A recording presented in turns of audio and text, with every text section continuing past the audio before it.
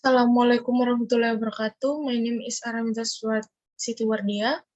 I would like to present my understanding about culturalism. Okay.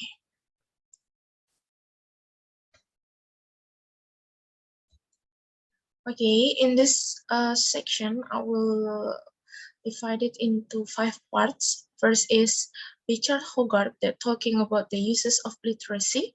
Second is Raymond Williams, that talking about the analysis of culture.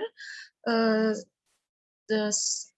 third is A.P. Thompson, that talk about the making of the English working class, and the fourth is Stuart Hall and Paddy Woodall, that talking about the popular arts. Fifth is the Center for Contemporary Cultural Studies. Okay, let's see for the next slides.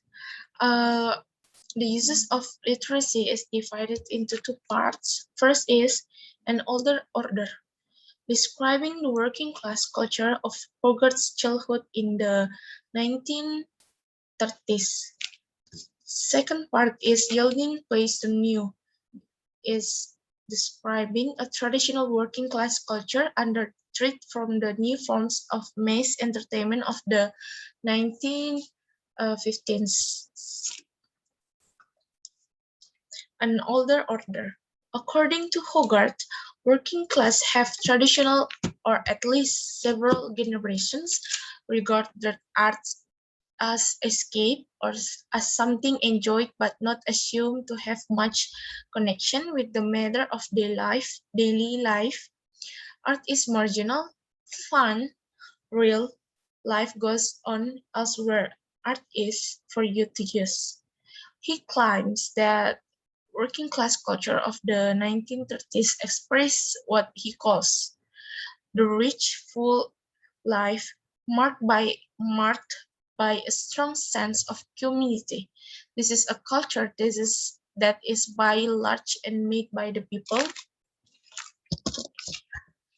He describes the aesthetic of the working class and overriding interest in the close detail of the everyday, profound interest in the already known, at a taste of culture that shows rather than explores.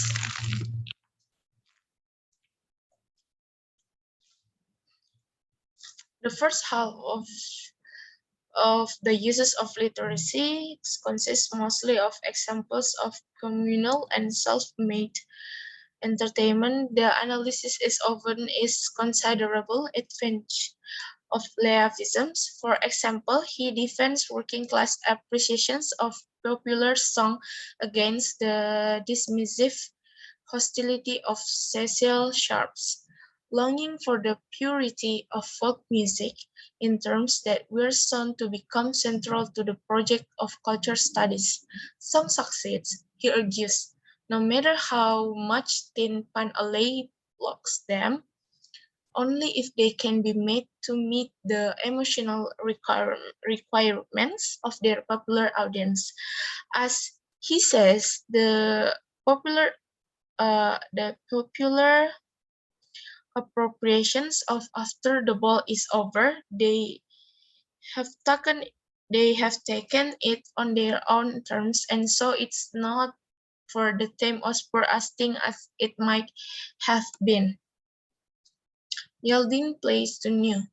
The popular cultures of the 1915s, as described by Hogarth, no longer offers the possibility of full rich life. Everything is new far to him and insipid. The power of commercial culture has grown relentless in its attack on the old. In the name of the new, the shiny barbarism of a mass culture.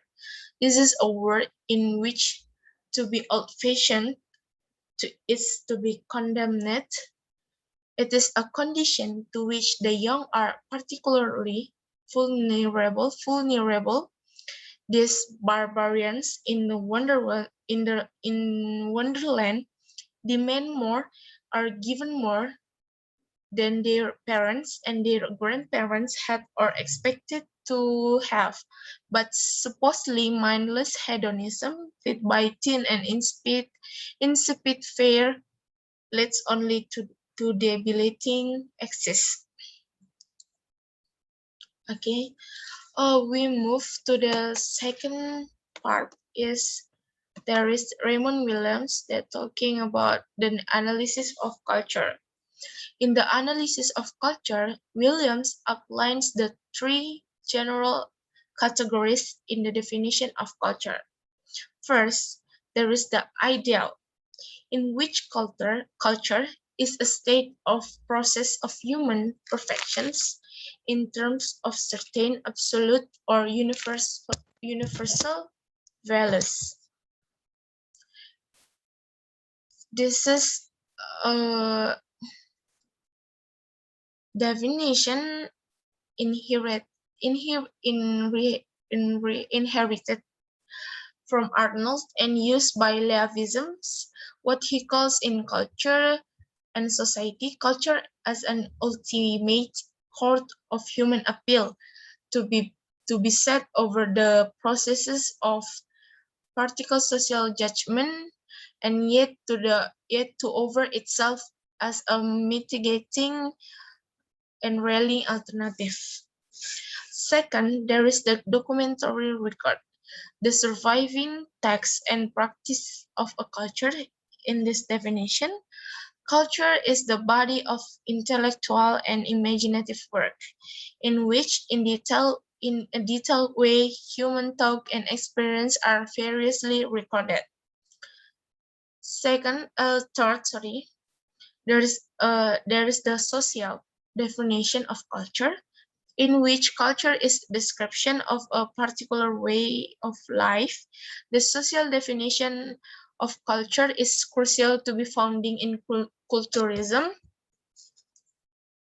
This definition introduces the three views of thinking about culture. First, the anthropological position which sees culture as description of a particular way of life. Second, the proposition that culture express certain meanings and values. Okay. Move into the next slide. It's the third part. We were talking about the making of the English working class by E.P. Thompson. As you can see on the slide, the making of the English working class details the political and cultural formation of the English working class by approaching its subject from three different but related perspectives.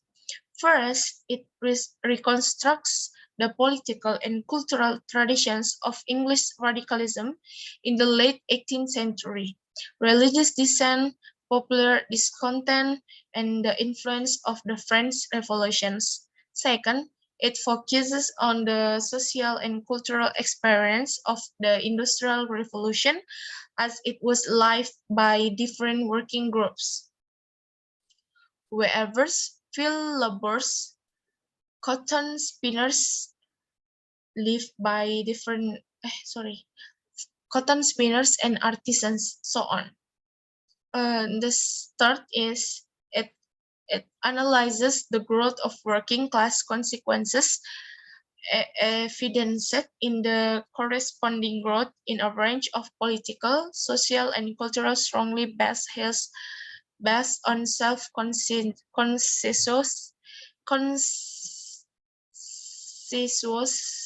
consensus working class institutions. Sorry for bad grammar.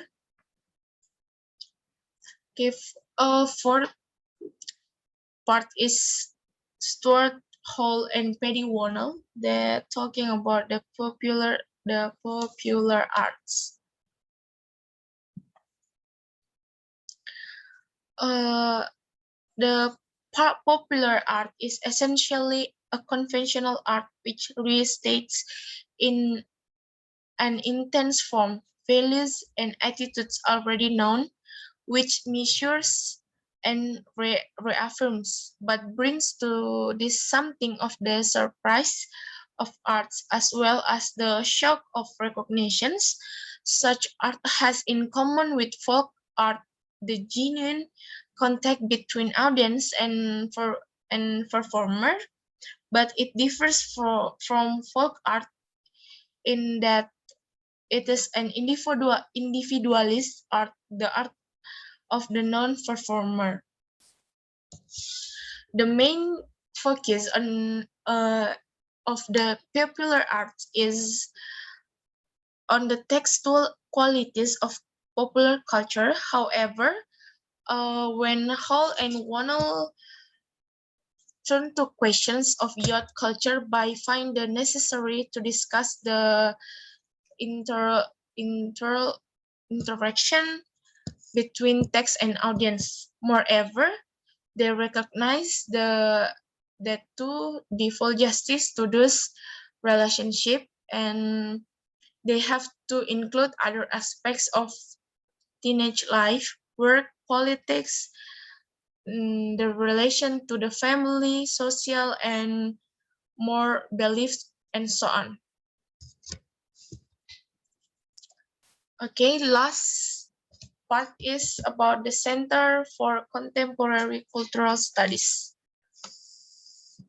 3 years after the publications of these comments, Hogarth established the Center for Contemporary Cultural Studies at the University of Birmingham, and state that it's hard to listen to a program of pop songs without feeling complex mixture of attraction and repulsion. As you can see on the slide, many of the researchers who follow Hogarth into the centers, including myself, did not find pop music in the least repulsive. On the contrary, we found it profoundly attractive. We say what is said at face value,